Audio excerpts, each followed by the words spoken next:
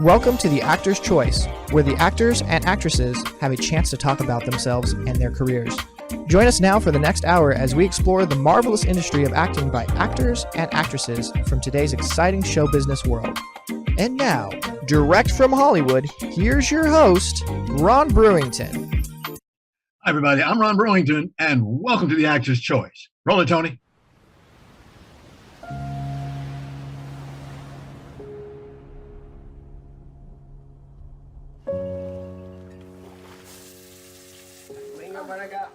Hola, mijita.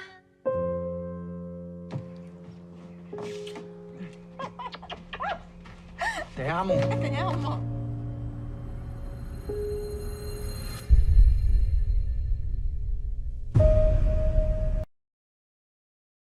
Ladies and gentlemen, my first guest today is a lady who wears many, many hats. She's a filmmaker. She's a producer. She's a director. She's a writer. She's an educator. She's a world changer. She's an activist. And last but certainly not least, she's a mother. This lady has been all over the world doing what she loves so dear, and that is being a filmmaker. Ladies and gentlemen, please welcome Nadia Voukitchevitch. Yes, Voukitchevitch. Yes, hi. Greetings, Nadia, and welcome to The Actor's Choice. Thank you. I see you consider yourself a global citizen, and I'm told. Yes, I do. I do. Tell us where you were born, please. Well, I was born in New York City. Yay, New York. I'm from New York. Oh, well, there you go. Fellow New Yorker. Yep. Yep, uptown. And, I was born in a walk-up brownstone on the fourth floor. And, back in that day, my parents decided to have a home birth. So I'm one of five. So I come from a numerous family. And, we lived in this quite friendly neighborhood for families in Murray Hill. So you might be familiar with that near Kips Bay. And yeah, I also spent 5 years of my life in Haiti and then another 8 years in Spain, which is why I learned how to speak Spanish. And when I was at Sarah Lawrence College, I took my junior year at St. Petersburg, Russia, where my grandmother, my namesake, was actually born. And I've been living in LA now for about 18 years. So, but I still consider myself a New Yorker at heart and, Excellent. Half Angelino. It is indeed. I understand a recent discovery of the blood that's in you: English, Swedish, Norwegian, and Basque.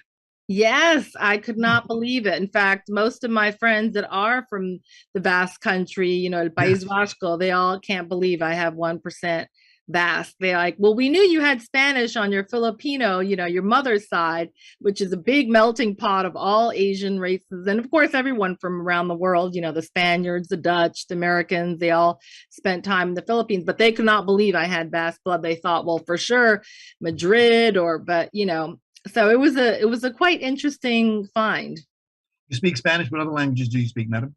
So yes, I speak Spanish. I like to think I speak English, although technically it wasn't really my first language. My first language would have been Creole, which is what I learned when I lived in Haiti, au Cap-Haïtien. And then I also, kept up with the French that my father spoke. He was born in Geneva.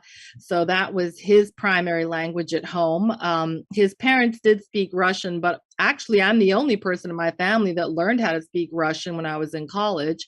And then, I speak two regional languages because where I lived in Spain in the south, in Alicante, they actually speak a regional language called Valenciano.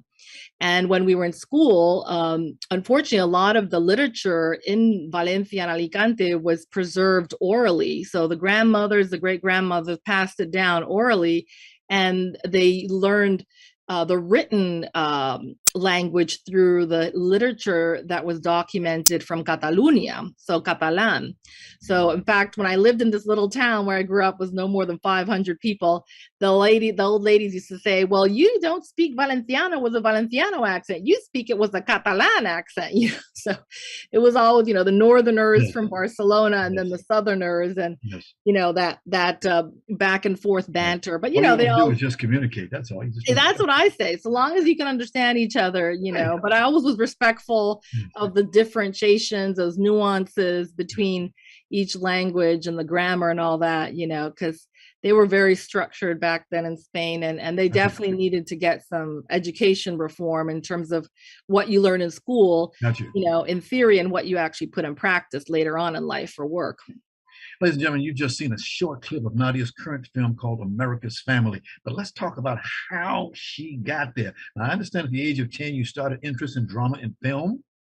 Yes, yeah, that's correct. Yeah, when I was living in Spain, that was about the time that we moved from Haiti to Spain.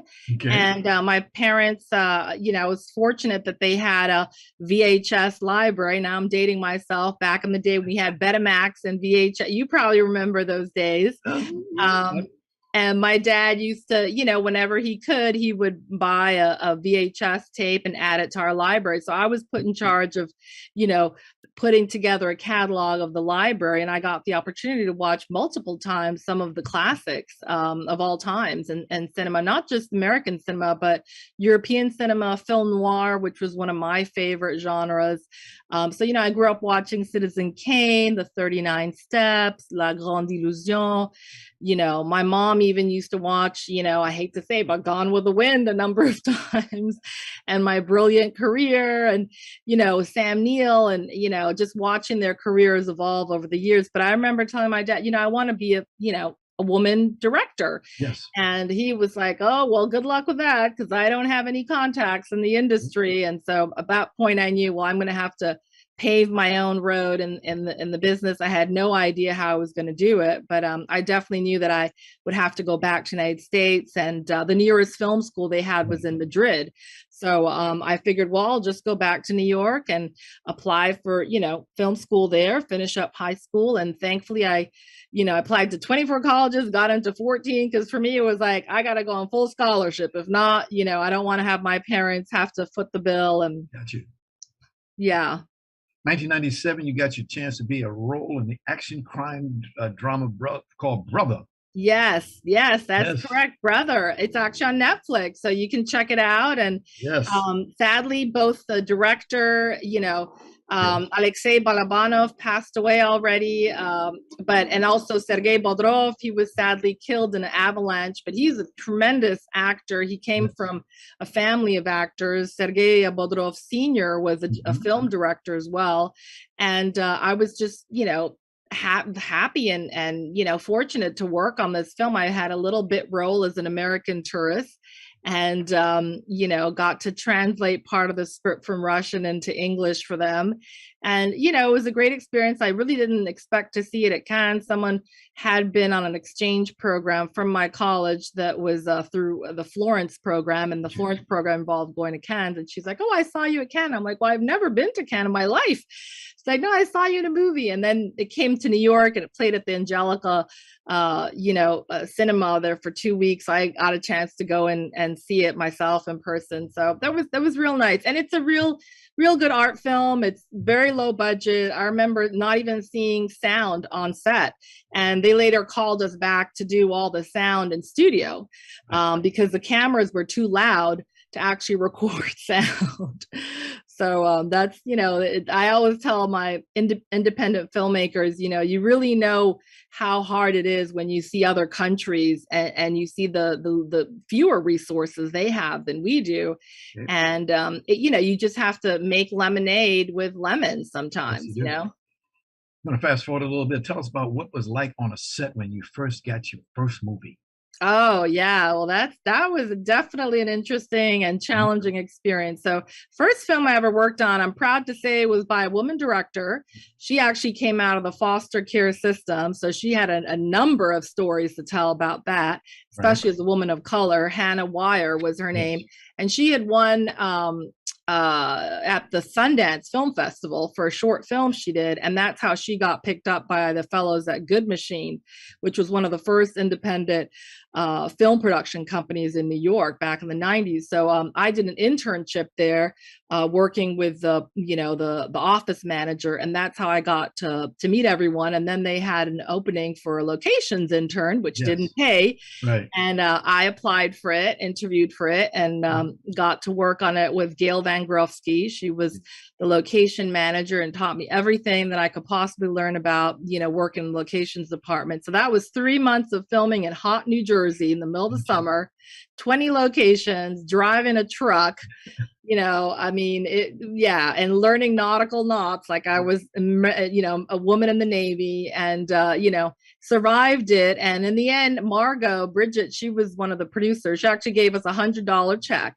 to all the interns, which I thought was very, very nice of her as a token of appreciation of all our hard work. But I remember my mama calling the location, or I think it was one of the line producers, saying, "What are you doing to my daughter? She's all bruised up." And, she comes home and all she does is sleep and then leave and shower. And it was real intense. And my poor mom, she didn't understand how it was to be on set, but I'm like, I got to pay my dues and I got to prove myself to them, so yeah, it was a great experience. Ted Hope was producing and James Shamus.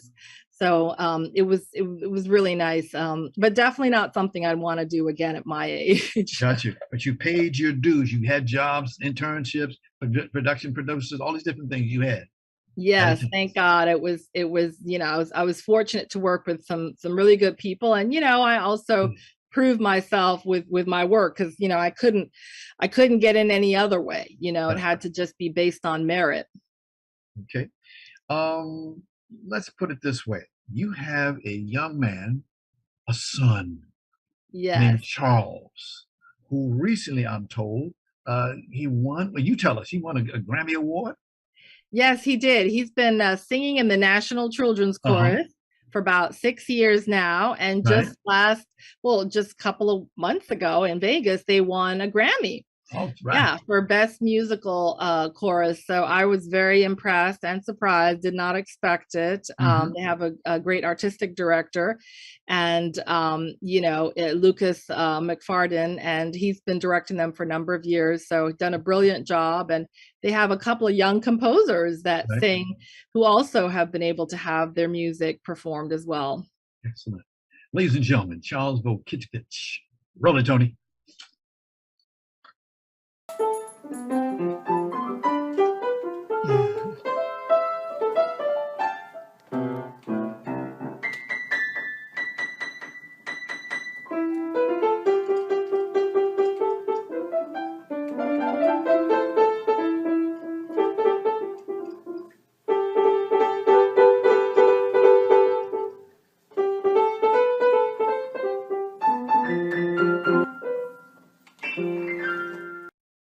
Yeah, all right.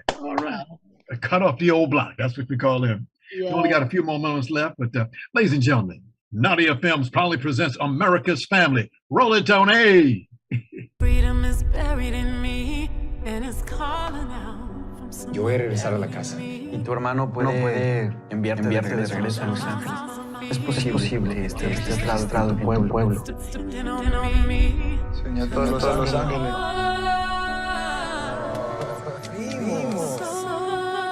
I'm not a racial attorney. You won't be the first lawyer to learn on the job. He's not going back. I understand this is personal for you. You'll be wrong. Fight. Right now, I'm what we've got. I'm it. All right. Looks like a lot of great work went into that. You were the producer on the show? Yes, I was. Well, we are out of time, unfortunately. I want to thank you, Nadia. I see that you're going to have one heck of a future, lady. Thank you. I appreciate it. Well, thank you for having me on, Ron. Indeed. Well, of course, my thanks to Spada Public Relations. Good folks over there. Yes, they are. Indeed. Ladies and gentlemen, Nadia Voukitchevitch. Bless you, lady. Thank you. You too. I'd like to let you know, ladies and gentlemen, we're asking the Actors Choice Squad to help us get former baseball player Curt Flood into the Baseball Hall of Fame. Now, Curt, who passed away January 20th, 1997, was the husband of one of our wonderful guest, renowned actress, Judy Pace. All you got to do is go to call our office, 213-349-3941. That's 213-349-3941. And we certainly, sincerely thank each and every one of you being a part of this magnificent award for a great baseball player. Roll it, Tony.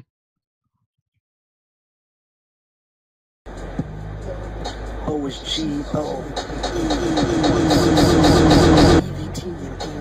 straight up G. I'm one sir grow. Walk let's take I got the trip. Coming slow.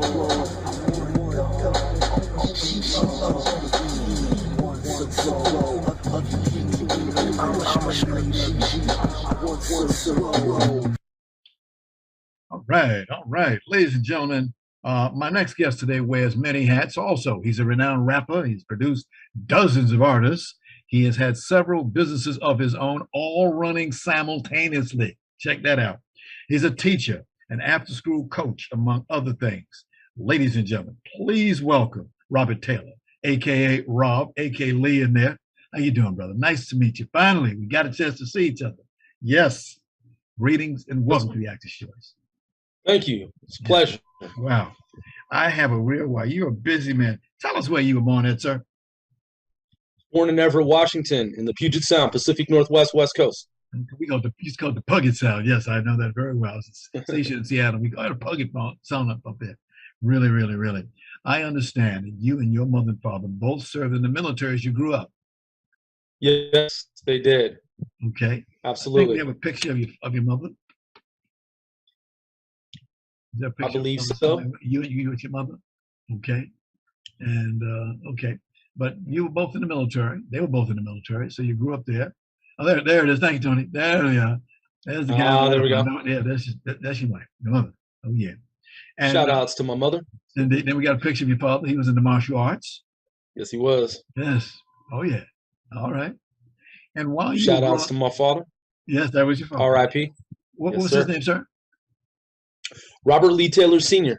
Ah, so you're junior. All right. All right. While you were growing up, you got interested in singing. Tell us about how that got to be, playing the rap music. Yeah, sure. So I was very artistic, and long story short, I was actually a design illustrator. I used to draw, and I took a lot of art classes, and then at some point, I just got interested in music. So just natural progression of having art, adding some sound to it, and that's what I then gravitated toward. Just fell in love with early 80s ballads, soft rock, love songs, pop music, hip hop, rap, 1970s, 80s forward. Just blown away by the music back then. And so I wanted to be part of it. Hip hop's been around, what, over 40 years now? Something like that. Yeah. Before my time, even. Before my time. I was born in 1975, and hip hop was popping before 75. So for sure. And I'm 46, so more than 40 years, absolutely. Wow. Yes, sir. And when you first got into it, rap, what was it about it that got your attention? Because you could have drifted into other types of music. Why you chose that one? Well, so I was a typical nerd geek, straight A student, honor roll every single time. Just got bored with school, and though I aspired to follow a path in sports in addition to being artistic and a nerd geek, I was very athletic as well. So when I would watch television just as a kid back in the 70s and 80s, I noticed that outside of mainstream society, there was this sound that was just permeating. It was called hip hop, and it was so radically different from music that I would hear on the radio. And I could only find it in small circles. Like, for example, I had friends that would approach me and they'd have these cassette tapes, and I would ask them, where did you get this? Because I didn't see it like at the mall. Where are you getting this hip hop rap? And they would say, well, I got it from a friend who got it from a friend. He loaned it to this person, and then they loaned it to me. So I was intrigued by this notion of what is this sound? Where is it coming from? Obviously, it was New York mostly at the time, being a coastal city in the Puget Sound, Pacific Northwest, Washington State. So there's this opposite coast where when I would watch cartoons and Sesame Street And these shows that were designed for kids, a lot of those shows were also based out here in New York on the East Coast. So I gravitated toward that. I was drawn into it. It intrigued me. And again, I wanted to be part of it because it was just so awe-inspiring. See, so different from right? mainstream society, from the norm. But you got in the groove. You started your own record company. Tell us about that. Yes, sir. So long story short there is that in 1986, when I was in junior high school, just a couple of years out from high school, when hip-hop, rap music, urban music, R&B really started to boom and had come over into the mainstream and kind of blended with, mainstream society where it was more acceptable and someone wasn't necessarily considered antisocial to be listening to whatever rapper was on the radio at the time. And then, of course, the inception of Yo MTV Raps. So there were a lot of individuals like myself, like me, back then, who were joining artistic writing groups, flowetry, poetry, writing poems, getting together in parks, at schools, recess, playgrounds, at home, and we would rehearse and try to mimic and emulate what we would see on television and what we would hear on cassette tapes and albums back then. So flash forward to about a year and a half before I graduated from high school. I graduated from Everett High School in Everett, Washington, in the year 1993. And so a couple of years out from high school, my friends and I from my neighborhood, we had formed this organization of writers and rappers and breakdancers, folks who were artistic, and we came together and we decided to codify it in some way. So I spearheaded that, and I said, let's put a name to this thing. So we came up with the name for the record label, and that preceded graduating from high school. And then the end of that long story is that that was 93. So 2 years after high school, I went and I officiated it by obtaining my business license with the city, state, got my TIN, federal taxpayer identification number, and we started a label. Rest was history. And tell us again the name of the record company. AONN Records. AONN Records. All right. Yes, sir. Is that still inactive? It's an active label right now?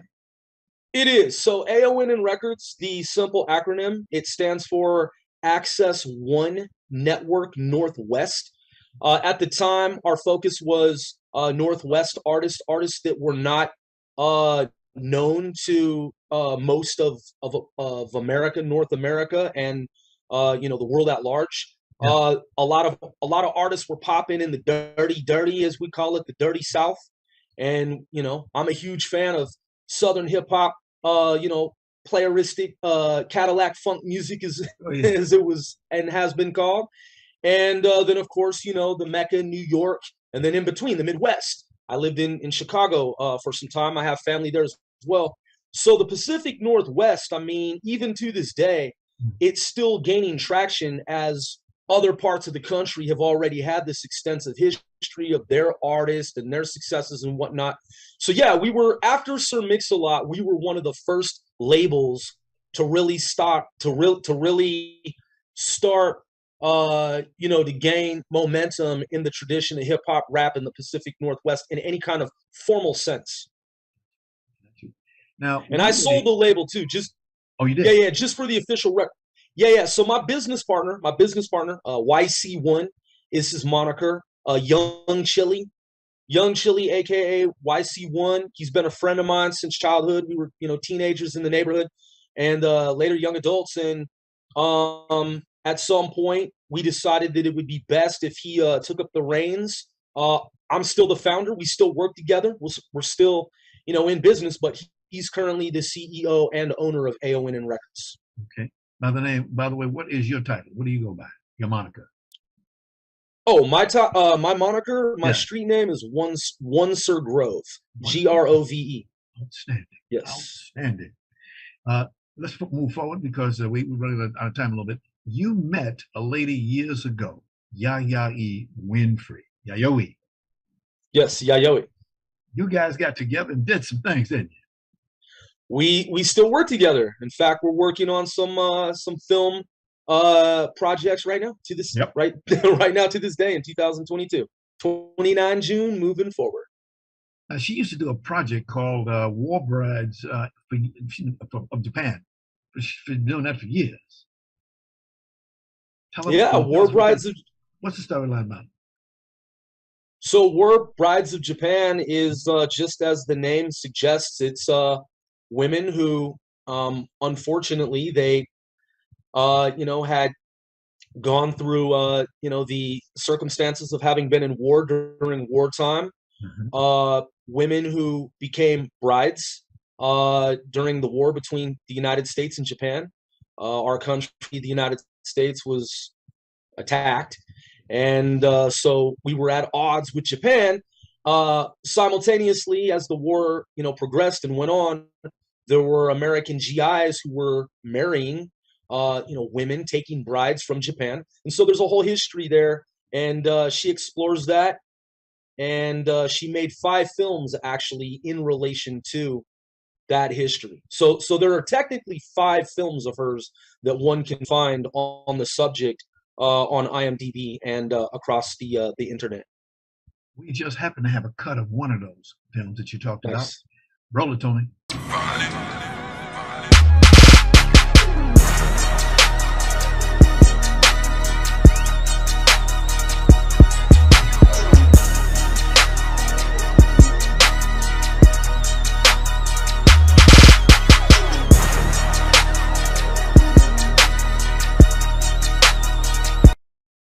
I loved it. Watermelon sushi, outstanding, outstanding. It's good when you see people like you and her who put their minds together and have messages that you want to tell people. Because a lot of people walk around, they don't even know what's going on. They have no clue. And the only way you can get that information is from people like you. Thank you. Appreciate it. Much. Now, are you guys working on any additional projects right now, to your knowledge? We are. Good. We are. In fact, there is a project that's been long in the works, and it's actually Yayoi's brainchild, Watermelon Sushi, which precedes War Brides of Japan. Obviously, in the historical context of the world, War Brides of Japan certainly happened, chronologically speaking, before Watermelon Sushi was ever penned or ever conceived. Nonetheless, in the context of filmmaking, Watermelon Sushi is a project that Yayoi had conceived of many decades ago, and she actually filmed the trailer for it. And so it's still in the works, and I can't really divulge or disclose much, but it is a work in progress rather. And for fans, anyone who wants to stay tuned, there are going to be some big announcements in the coming months. Yes. And so definitely, something still going on there. Outstanding.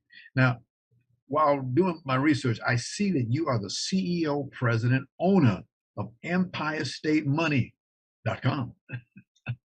That is accurate. That is true. Please tell us about it. So, EmpireStateMoney.com, in a nutshell, when I sold AONN Records to my longtime business partner, Young Chili, aka YC1, I kind of have my role now as, having been the founder of AONN Records with that 25-year long history, I just kind of thought that it would be, a natural progression for me to transition over to ownership of a new major enterprise, which kind of sort of follows along the same lineage, the same pathway, where the two entities can still work together. So what we do is we do multimedia, advertising, marketing. We focus on music, distribution, intellectual properties. We have publishing currently through Sony. I worked on a project that was distributed through Sony DADC so many years ago, and then an opportunity rolled around at the beginning of this year for us to rekindle that relationship with Sony. So mostly advertising, marketing, and we promote for hundreds of companies' brands. And so basically multimedia focused is the nature of our company here. Like I said, Robert, at the top, you wear many hats indeed. The current product, are you guys physically in New York, or where are you based out of? We're physically based in New York. All right, Empire State, okay. And we just Yes, showed, sir. I'm sorry. Oh, I just said yes, sir. Okay. Affirmative, correct. We just showed briefly some of the items that you have, and it looks like a fantastic catalog that you got there. How can people get, again, like we said before, EmpireState.com? Empire State Money.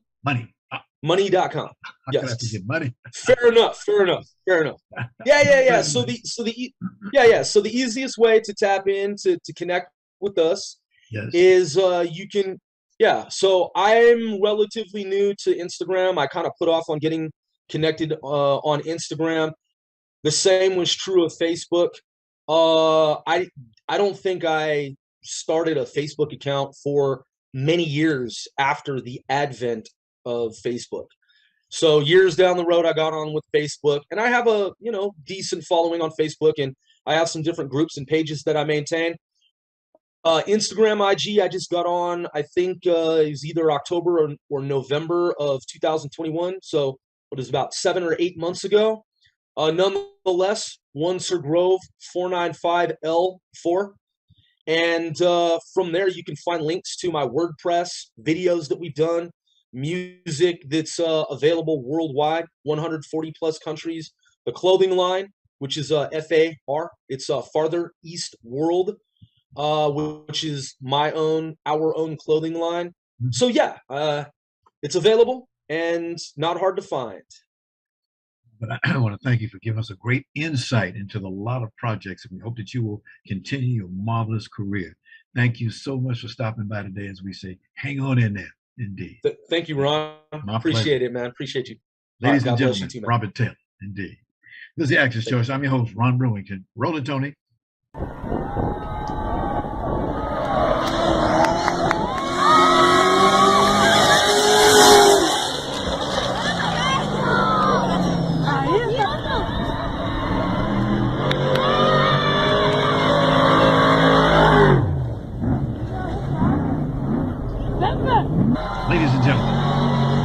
Ladies and gentlemen, my next guest today is a former NASCAR road driver.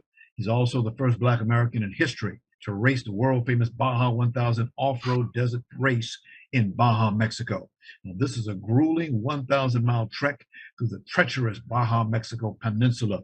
Our guest also served in the United States Navy, like that hat, as part of the crew of a nuclear submarine. Ladies and gentlemen, please welcome Felix, Nighthawk. Greetings, Felix. And welcome. I like that smile. Welcome to the Actor's Choice, sir, particularly on this 4th of July holiday. Thank you. Before we start, please tell our audience, where is it that you were born? I was born in Cleveland, Ohio, and Right. it was a wonderful place, great city. Yes. Haven't lived there for over 52 years, but I was born there. Wow. Ohio, we call it OH10. Beautiful state. Yes. Beautiful state, indeed. Now, let's say this. You were the first Black person in history to race the world-famous Baja 1000 off-road desert race in Baja, Mexico. Tell us how that happened, what led up to that particular event, and what happened. Well, I started out as a pit and support chase person, and so it was pretty much a hobby. And I ended up I would pretty much support the race vehicle as it was driving on the race course. I would be on the highway and power line roads, trying to keep pace with him so that if he broke, I would then turn in, go into the desert, find him, fix him, and send him on his way. What ended up happening was, in a stock vehicle, I ended up outrunning a lot of race vehicles. And they said, this guy needs to be in a race car. And so I ended up working my way all the way up to driver. And after the first time, I made history. So it was like being the 1 millionth customer at Disneyland. Wow. There's danger, of course, in this particular field, correct? I had a real bad crash that knocked me out of racing for quite a few years. I endoed at 6 times at 140 miles an hour. So that's flipping front to back. And from impact point, I stopped almost a quarter of a mile away. So yeah, it'll mess up your whole day. Are you planning to get back into racing again? We're working on my return this November. It'll be the first time I've raced the Baja since I had the big crash. Woo. And I'm looking forward to it. I'm a little bit older now. Don't heal up as easy, so I'm going to have to keep the shiny side up so I don't end up with more injuries. Got you. Very, very important. Very, very important indeed. Indeed. Now, just want to say this. You make a lot of history. Do you think you ride for the history or you ride for the fun of it, what you're doing? Well, when I was younger, it's a whole different situation because when I was younger, I was doing everything for me. Right. But when I got hurt and I couldn't drive, and then I changed my mission to helping others, I ended up doing so many different things for so many causes and different programs, charities, to the point now my big deal is helping my brother and sister veterans, those that have had injuries, those that are fighting their demons from, being exposed to painful situations, and homeless veterans as well as wounded warriors. Now you do other things too, like acting. Tell us about that, please. Well, a while back, Universal Studios, Charles Floyd Johnson and Denise Nichols purchased the rights to my life story. And they wanted to do either a Nighthawk, which is my nickname. I was going to ask you, how'd you get cartoon, that? Yes. TV show, or a documentary. And I said, well, if you're going to do a cartoon, I want to do the voiceover. So they said, well, why would you want to do the voiceover? Good pipes, right? Yeah. That's one reason. Good pipes. Well, it's the biggest reason was when I was growing up, whenever they would put Black people in cartoons, they always made them sound like they stepped right out of the ghetto, had no education, and that's the only way they represented, Black folks. And I wasn't having it. So I said, if you're going to do it, I have to do the voiceover. How's the progress coming on that situation? It's been a while. I have the rights back now. So yes. I'm working with someone right now that wants to do a real big documentary on me. We haven't broken the news yet, but it's a huge person that you know very well. Okay. You have what you call your favorite truck. Can you show that picture, Tony? You and this truck have been around together for a long, long time. Yeah, that's pretty cool. Yeah. Yeah, that one was in the Peterson Automotive Museum, which is the largest automotive museum in the country. It was inducted into that museum, but the unfortunate thing was we had a 1-year contract to have it displayed, and we were going to have celebrations and parties and everything around the truck. The pandemic hit.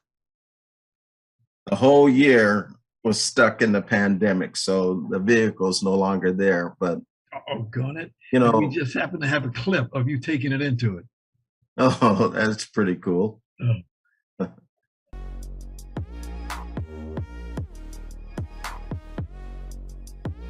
Oh yeah, this was a fun day.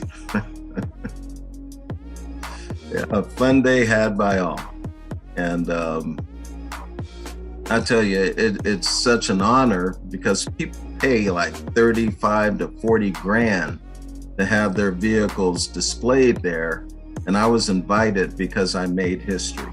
And so it was an honor, you know, and that's Dana Daig there. You know, he's the guy that made a lot of this possible. Let's go to one of my favorite subjects, the United States Navy. Like you served in the Navy, I served in the Navy. So thank you for your service, sir. And thank you for yours, sir. Thank you, sir. Thank you. Tell me, what was your job? Tell folks about what was your job in the Navy?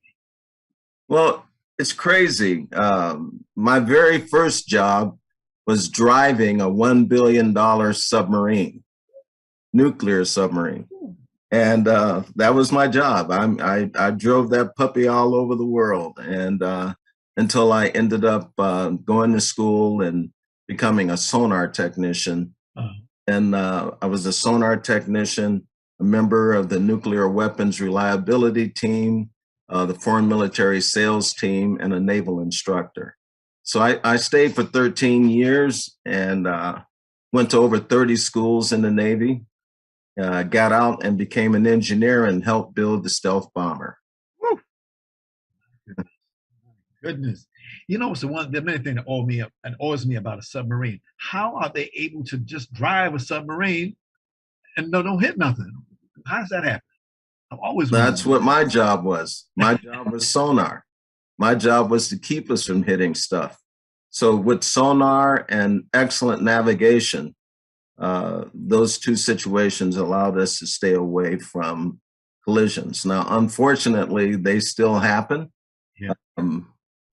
Back during the day, I had a little situation with, you know, a Russian submarine, and one of them messes up your whole day.